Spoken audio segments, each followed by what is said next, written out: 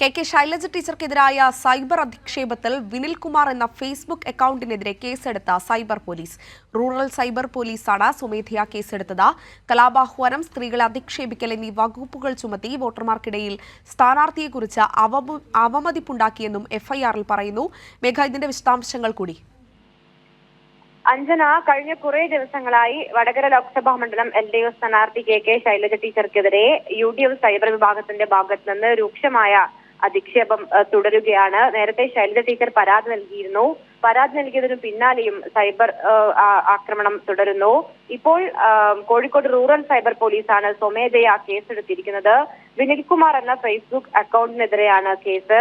കലാപാഹ്വാനം, സ്ത്രീകളെ അധിക്ഷേപിക്കൽ എന്നീ വകുപ്പുകളാണ് നിലവിൽ ചുമത്തിയിരിക്കുന്നത്. ഫേസ്ബുക്ക് അക്കൗണ്ട് വഴി, അതായത് വിനിൽകുമാർ എന്ന ഫേസ്ബുക്ക് അക്കൗണ്ട് വഴി മോശം പരാമർശത്തോടെ ശൈലജ ടീച്ചറെ പരാമർശിക്കുന്ന സാഹചര്യമുണ്ടായി. ഇതിനെതിരെയാണ് സ്വമേധയാ ഇപ്പോൾ റൂറൽ സൈബർ പോലീസ് കേസെടുത്തിരിക്കുന്നത്.